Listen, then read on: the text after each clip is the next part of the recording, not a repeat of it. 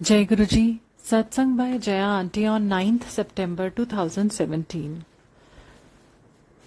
गुरु जी, हम संगत पर कितना काम कर रहे हैं ये उन संगत से मिलने के बाद पता चलता है जिन्होंने समर्पण कर दिया है। इस दर पर तो बहुतों आते हैं, सत्संग भी अटेंड करते हैं, लेकिन घर जाकर फिर अपनी ही रौ में बहने लगते हैं। ऐसे संगत को हम ये कहकर भुला देते हैं कि शायद इनका अभी समय नहीं आया है गुरुजी से जुड़ने का। हम ये कैसे भूल जाते हैं कि समय नहीं आया तो कोई गुरुजी के पास फटक भी नहीं सकता, यहाँ तक कि उसके सामने स्वरूप रखा रहेगा और वो देखेगा भी नहीं। समय तो आ चुका होता है, गुरुजी कल्याण करना शुरू भी कर चुके होते हैं। भले ही वो गुरुजी को ना माने, पर गुरुजी के लिए तो सभी बराबर हैं। पर प्रत्यक्ष रूप में गुरुजी से जुड़ने के लिए गुरुजी चाहते हैं कि एक कदम पहले हम उठाएं, फिर वो 100 कदमों से आकर हमसे मिलेंगे। हम ये एक कदम भी नहीं उठाना चाहते और एक सुहाने अवसर को खो देते हैं। गुरुजी कहते हैं कोई बात नहीं, जाओ जिधर जाना चाहते हो, जब थक जाओगे तो आ जाना, फिर तब साथ चलेंगे। आना तो यही ही है, जितना कम वक्त बर्बाद हो उतना अच्छा है। हम जो कर रहे होते हैं उसे ही अपना लॉजिक से सबसे उत्तम मानते हैं, और यदि कोई राह बताना भी चाहे तो उसे ही समझा देते हैं। ईश्वर के मार्ग में लॉजिक काम नहीं आते, ये सिर्फ विश्वास की डोर से आगे बढ़ती है। जितना गहरा विश्वास उतनी ही ईश्वर या सृष्टि के समीप हम होते ही जाते हैं। पर कलयुगी इंसान की सबसे बड़ी बाधा यही है कि उसे किसी पर विश्वास ही नहीं है। ईश्वर का प्यार पाना है तो उसकी सृष्टि से प्यार करें हम, बिना कुछ अपेक्षा के। उसकी उत्कृष्ट रचना यानी मानव से निस्वार्थ प्रेम करें।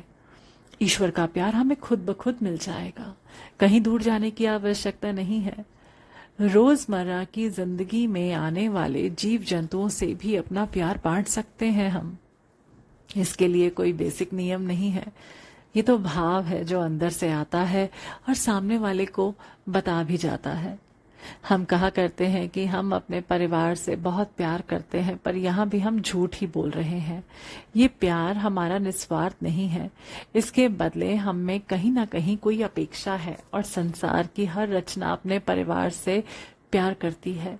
परिवार या बच्चों से यदि हमारा प्यार की सीमा जाननी हो तो हम ऑक्टोपस का उदाहरण लें, जिसे पता होता है कि प्रजनन के बाद ही उसकी मौत हो जाएगी, फिर भी वो अपने बच्चों को दुनिया में लाती है। हम में से बहुत कम ही इस प्यार के स्तर तक पहुंच सकते हैं। बात विश्वास की है तो हमारा शक्की स्वभाव हमें किसी के साथ टिकने ही नहीं देता। कोई हमसे प्यार से कोई दो बोल बोल ले तो लगता है कि कहीं ना कहीं उसका कोई स्वार्थ ही छिपा होगा। हम क्यों नहीं मानते कि सृष्टि में बिना लेन देन के कोई हमसे बात भी नहीं कर सकता है। हम संगत भी कहाँ विश्वास करते हैं एक दूसरे पर, कहीं ना कहीं सामने वाले की बात काट कर ही महत्ता हासिल करने की मंशा सी दिखती है। हम ऐसे कहीं नहीं पहुंच पाएंगे। आए थे कर्म कटवाने गुरुजी की शरण में और ढेर सारे कर्म बनाते जा रहे होते हैं। उदाहरण के तौर पर सेवादार की पदवी ही देख लें। गुरुजी सेवादार बनाते हैं कि हम अपने में विनम्रता, धैर्य, शालीनता और परिश्रम करने की क्षमता का विकास करें, और गुरुजी साथ ही साथ हमें आध्यात्मिक स्तर पर भी ब्लेस करते जाएंगे। पर हम इस पदवी को भुनाते हैं आम संगत के बीच, जिससे हमारा रौब बढ़े, संगत हमारी बात माने। संगत को हमें सिर्फ गुरुजी की बात बतानी है, जिससे वो गुरुजी की लीला को थोड़ा समझ पाए। हम करते क्या है कि अपनी अक्ल और अपने लॉजिक से गुरुजी की बात की व्याख्या करने लगते हैं। हम यदि सिर्फ गुरुजी की बात या मैसेज संगत को दे दें और उन्हें खुद से उनकी व्याख्या करने दें तो वो गुरुजी से ज्यादा जुड़ेंगे। बड़े मंदिर के संगत के साथ के कुछ अनुभव के आधार पर कुछ लिखना चाह रही हूँ। गुरुजी के समाधि के पहले जो संगत गुरुजी के चारों तरफ दिखती रहती थी, उनमें से बहुत कम ही आज भी मंदिर जाती हैं। पहले कारण समझ नहीं आता था, लगा कि ये सभी गुरुजी के रौब और चमत्कारों को उनके शरीर तक ही सीमित समझकर आया करते थे। बाद में पता चला कि जिन्हें वहां सेवा मिली वो तो आते रहे, जिन्हें वहां इज्जत, मान या वीआईपी जैसा सम्मान दिया गया वो तो आते रहे, पर काफी संगत थे जो वहां से कट लिए।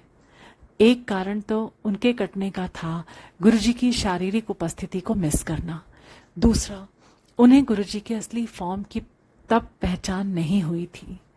तीसरा, जो सबसे बड़ा कारण था कि उन्हें भी अलग पहचान की अपेक्षा थी जिसकी जरूरत गुरुजी के रहते नहीं थी, पर अब होने लगी थी, बड़े मंदिर की स्पेशल सुविधाओं के इस्तेमाल करने के लिए। इन सब से हटकर भी कुछ संगत थी जिन्हें गुरुजी खुद मंदिर जाने ही नहीं देते थे। जब उन्होंने ये शेयर किया तो बड़ा आश्चर्य हुआ कि दुनिया के सबसे बड़ी आध्यात्मिक लेबोरेटरी यानी गुरुजी का मंदिर, जो ऊर्जा से परिपूर्ण है, वहां गुरुजी जाने से क्यों रोकेंगे? कारण अब समझ आया। जब हमारे ही घर को और उसके आसपास के वातावरण को गुरुजी इतना पवित्र और उच्च ऊर्जा से युक्त बना देते हैं तो फिर हमें बड़े मंदिर से अपेक्षित पॉजिटिविटी यहीं मिलने लगती है। ये ठीक उसी तरह से है जैसे जब से हम गुरुजी से जुड़ जाते हैं किसी भी मंदिर गुरुद्वारे जाने का मन नहीं करता, चाहे वो कितनी भी प्रसिद्ध जगह हो। कारण उन जगहों से मिलने वाली ऊर्जा ही हमें खींचती है, और वही ऊर्जा जब गुरुजी के स्वरूप के पास बैठकर सत्संग में मिल जाती है तो फिर कहीं जाने की इच्छा क्यों होगी। जहां एक तरफ गुरुजी ने अलग अलग जगहों पर भक्तों के घर को ही मंदिर जैसा उच्च और पवित्र स्थान बना दिया है जहां उनकी मौजूदगी हर वक्त महसूस की जा सकती है, वहीं बड़े मंदिर में दिनों दिन ऊर्जा का क्षय होता जा रहा है। भीड़ बढ़ रही है, सभी अपनी नेगेटिविटी के साथ आते हैं जिसे वहीं छोड़कर जाते हैं, और पॉजिटिव संगतों की संख्या लगातार घटती जा रही है। बड़े मंदिर जैसे जगहों को जो हम मानवों के कर्म काट कर मुक्त करने के लिए गुरुजी ने बनाया है, उसके नीचे बैठकर यदि हम कोई भी नेगेटिव सोच रख रहे हैं किसी के लिए भी, तो हम गुनाह कर रहे हैं। आज तो वहां बैठकर पता नहीं कौन कौन से प्रपंच की रचना हम कर डालते हैं, ये बिना सोचे कि हम जहां हैं वहां से पॉजिटिविटी लेना चाहें तो हम पॉजिटिव रास्ते बढ़ जाएंगे, नेगेटिविटी लेकर चलेंगे तो नेगेटिव रास्ते बढ़ जाएंगे। वहां से हमें तथास्तु मिलता है। आने वाली भीड़ को तो हम कम नहीं कर सकते, पर जो बातें बार बार माइक पर सुनाई जाती हैं उसकी जगह पर गुरुजी के वहां बुलाने के पीछे मकसद की बात हम संगत को क्यों नहीं बता सकते। ये आम मंदिर नहीं है, इसे सिर्फ बाहरी चीजों से ही क्यों बताएं। हमारे अंदर किस तरह के परिवर्तन लाने की जरूरत है इसे संगत को बताना भी बहुत जरूरी है। ये काम कोई भी जुड़ी संगत आसानी से कर सकती है और बड़े मंदिर आने वालों को फिर से वही पॉजिटिविटी वापस महसूस करा सकती है, यदि हम इस बात के महत्व को समझें। बहुत सारे उदाहरण के साथ गुरुजी ने समझाया है कि किस तरह से किसी भी जगह की पॉजिटिविटी धीरे धीरे खत्म हो जाती है, और यदि नेगेटिविटी का आगमन होता ही रहा तो जगह से सिर्फ हमें नेगेटिविटी ही मिल पाएगी। अपने बड़े मंदिर को हम बचाएं। आने वाले संगत को जो बड़ी तमन्ना से गुरुजी के दर पर आ रही है उन्हें पॉजिटिविटी लेकर ही जाने दें। मंदिर से मिलने वाली पॉजिटिव ऊर्जा का क्षय हम नहीं नाप सकते, पर यह हर उस संगत को महसूस हो रहा है जो वहां पहले उच्च ऊर्जा या ऑरा में रह चुकी हैं। अतः कोई भी इससे वाद विवाद का विषय बनाकर किसी को आहत करने की कोशिश ना करें।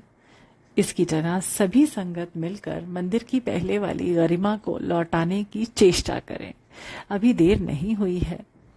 हम अभी नहीं संभले तो वो दिन दूर नहीं जब बड़े मंदिर भी एक सामान्य मंदिर की तरह ही हो जाएगा। इस बात की गंभीरता को समझें और सभी संगत अपना योगदान दें।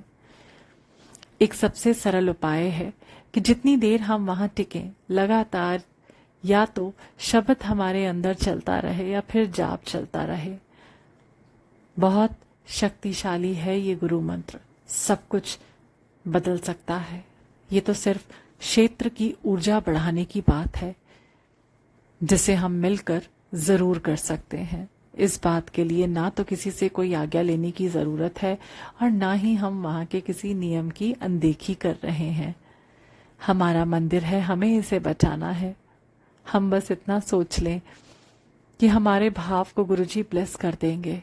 यदि आज 100 संगत इसे करने की ठान लें तो कल 1000 और आगे लाखों इसमें जुड़ जाएंगे। बड़े मंदिर हमारी ठौर है, उसे बड़े मंदिर ही रहने देना है। जय गुरुजी।